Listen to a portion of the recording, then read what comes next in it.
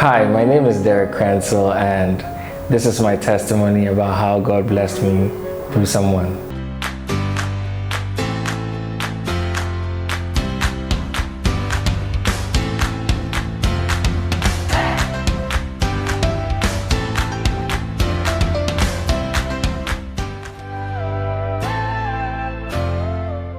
So this happened when I was in high school, and I had lost my dad. And I remember my mom had to move to the US to work over there, and at the time she was the only one now supporting our family, and she sent me some money to get some stuff for school. I remember that particular vacation, the money that she sent to me wasn't enough, and for some reason I had developed this relationship with God where I now saw him as my father, literally, because my earthly father wasn't around. And I remember looking at the money my mom had sent me, and it wasn't enough for the things that I wanted to buy. And so I remember just laying on my bed and just talking to God and asking him that, look, this money that I have, all these things I want to buy. And I actually started listing the stuff, and the money's not enough. So what do I do? And I just left it there. I just spoke to him and I left it there. And the day came for us to go to buy stuff for school, and I went to my cousin. He took me to Cantamanto.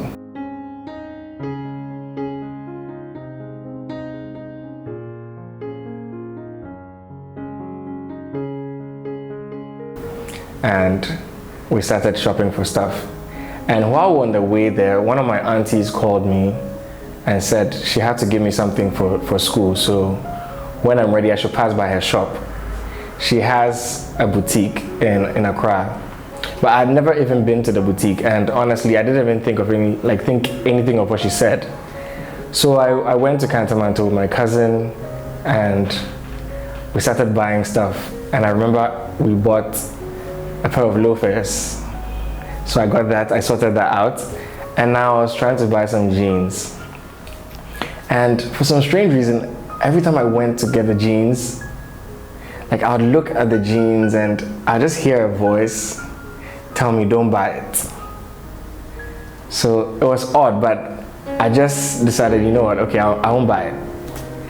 And then I get to t-shirts. I'm looking at them, I see a few that I'm interested in, and I say, okay, I want this. And just when we're about to pay for it, the voice tells me again, don't buy it. So now I'm just like, what's going on? But I just decided I'm going to obey. And then we get to the belt section, and we saw a particular belt that I really wanted. And at the time it was 120,000 cedis, old Ghana cedis, 120,000 old Ghana cedis. And mind you, by this time my cousin is getting frustrated because everything that we see that I'm supposed to buy, I'm like, no, I won't buy anymore. So I see this belt, 120,000 cedis, and I'm about to buy it, and the voice says again, don't buy it. So I'm like, okay. So I tell my cousin, I don't want it anymore, let's not buy it, let's just go. And he's so upset, and he's like, look, I'm not bringing you back here.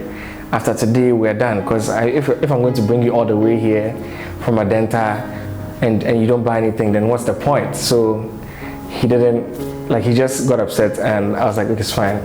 And I had told myself that I was going to make do with what I had. So I'll just manage with all those things and go to school like that, even if I didn't get the stuff I wanted.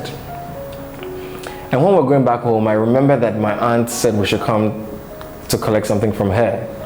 So I went there, and she asked me to sit down at some point in her shop. And then all of a sudden she tells the shop attendants to go upstairs and go and bring a bunch of jeans that were over there and bring them to me. And these are really, really expensive stuff. And they bring them and they lay them in front of me, and she says, Derek, pick any two you like. And I'm like, okay. So I was surprised, but I just decided to pick them. And I looked for the ones that I really liked the most, and I picked them. And then she saw some really nice Italian shirts by the side. She was looking at them, and then she just picked them up, added them to the stack. She saw some silky polo tops. She added them. She added some vests, so many things. And for me, the thing that struck me the most was, at some point I saw her staring in the corner of the shop. She was just staring.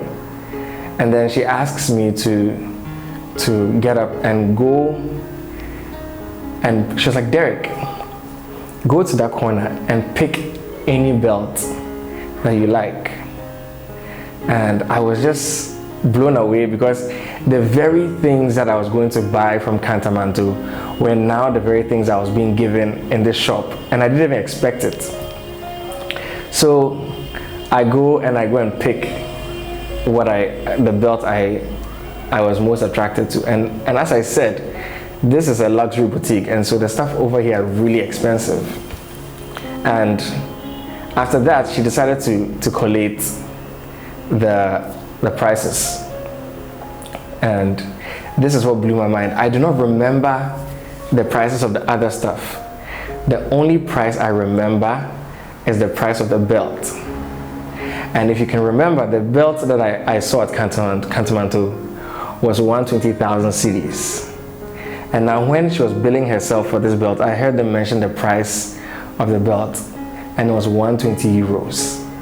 And for me, that just blew my mind, because that was one way God was showing me that He can blow my mind. He can provide for me exceedingly abundantly above all I could ever think of. And that's one way He used someone else to bless me. He used the person to provide for me when my father wasn't around, and when my mom's provision wasn't enough to supply what I wanted. So yes, this testimony has really touched my life, and I would never forget it. It's one of the things that God did for me that blew my mind. One of the things I don't take for granted is that voice of God. And I think growing up, after my dad passed away, I kept hearing this voice, and so I become familiar with that voice of God. And so there are certain things that I would be hearing, certain instructions that I get that I don't take for granted. I just do it, and I do not even want to overthink it, because I know that God is speaking. And there are times when He has spoken to me in such a way, and I've obeyed, and it was actually evidence that He was the one speaking to me because of what happened after. I mean, honestly, I just try as much as possible. There are people that reach out to me from time to time because their families are struggling, and in my own way I find a way to help them, because I think of the urgency with which they need a thing, and I realize that I have something that I may not necessarily be needing so much right now, and I can just part away with it, and it can help somebody's family. So honestly, I just try to give as much as I can whenever I can, or whenever I'm asked.